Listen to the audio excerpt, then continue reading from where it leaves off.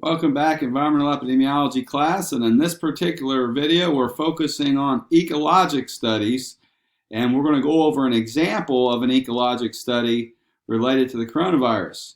So again, ecologic studies, the unit of analysis is the population level, not the individual, and that comes with some limitations, and we'll discuss, or in other videos you'll have heard from me on this, about the ecologic fallacy and the problems with ecologic study designs.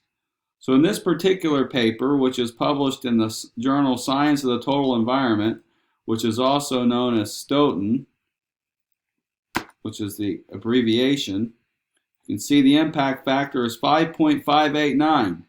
It's an Elsevier journal. It's a pretty solid one at that. And if we were to open up the paper and look at it a little closer, the paper is examining the effects of temperature variation and humidity on the death of COVID or COVID-19 folks in Wuhan, China. So it was looking at temperature and humidity effects on COVID-19. All right.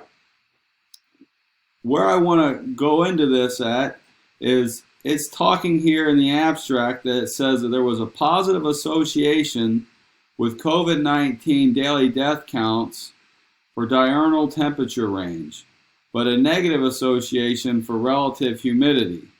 In addition, 1 unit increase in temperature was associated with a 2.92% increase in COVID-19 deaths in lag 3. So they lagged things from what the temperature was until people got sick, because it takes a few days to get sick. So in their particular study, they provide all this information, and down here is where the action is for the particular study. And this was looking at meteorological factors and air pollutants associated with COVID-19 mortality. So mortality is related to mortality. It was comparing itself versus itself, so perfect correlation. It's the same thing as 100% or 1.00 with a Spearman correlation. Negative 1.00 is a perfect inverse correlation. Here, what they show are significant effects with the little asterisk symbol. So here is relative humidity. As relative humidity goes up, what happens? Mortality goes down. So there's an inverse relationship here between humidity and mortality.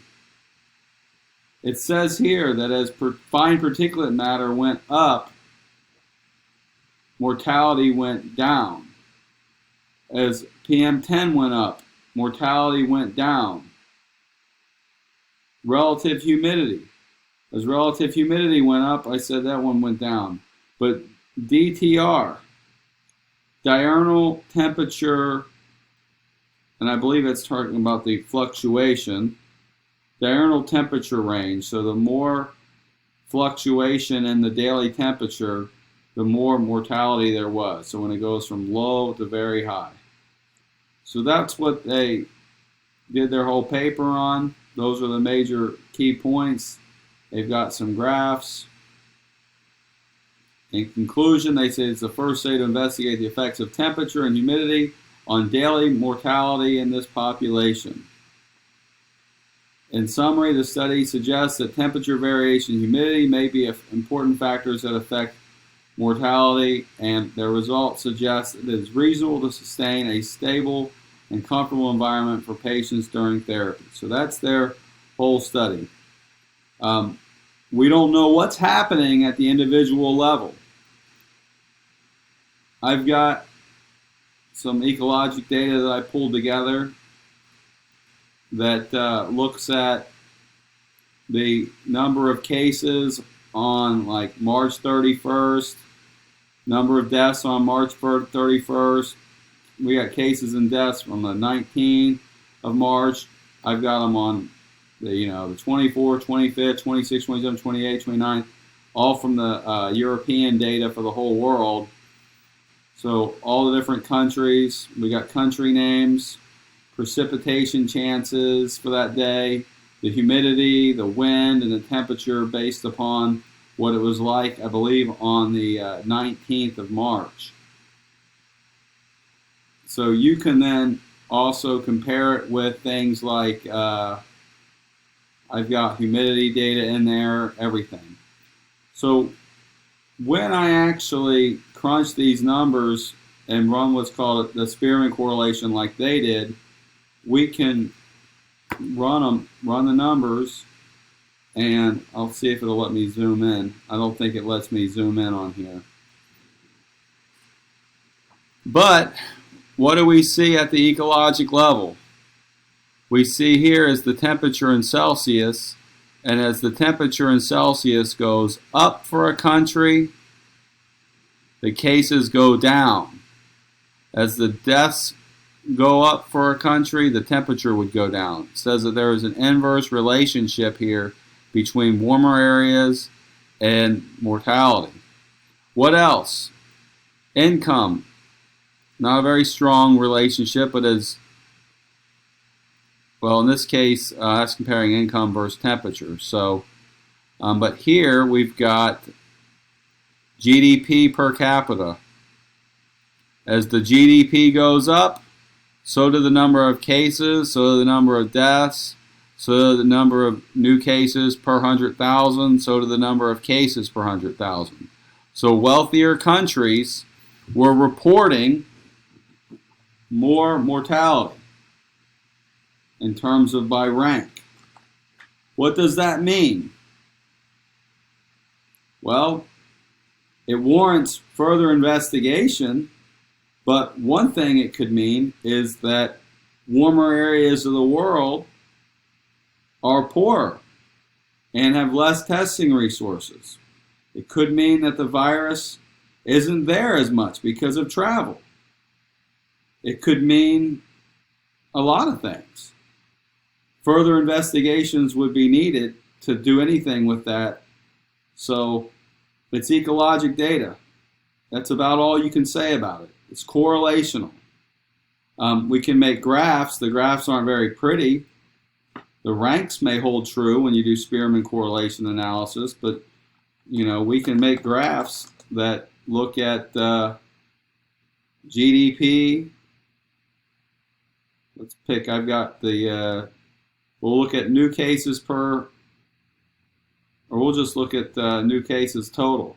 All the total new cases as of like March 31st versus the number of deaths. We'll just make a graph there so you can see the relationship. Obviously, more cases, more people die. So that makes sense. But let's look at a graph of the number of cases, and I've got income in here somewhere. I've got GDP dollars, and I've got GDP per capita. So, not a very pretty graph.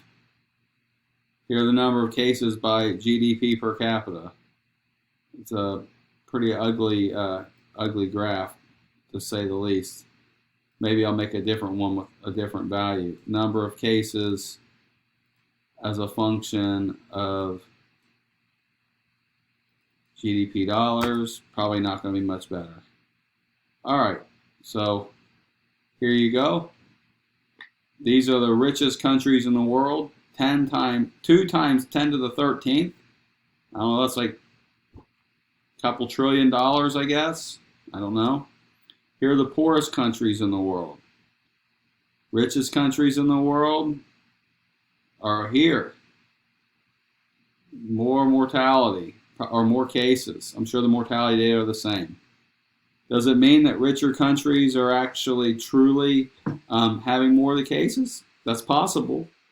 Does it mean that the richer countries could be in an area where there's been more travel? Possible. So there's a lot that we don't fully know. This is ecologic data. So we're going to talk about the ecologic fallacy here more in the next video. I'm going to pull up some information from Gapminder Let's look here.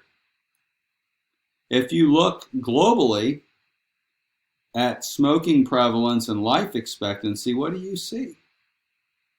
What does this show you? We're going to talk about this more in the next video, this relationship between life expectancy and smoking prevalence.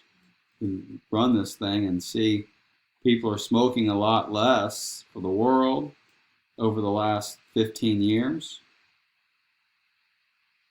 But what do you see in terms of the countries that smoke the most and their life expectancies? And does that hold true at the individual level? So that's what we're going to cover next.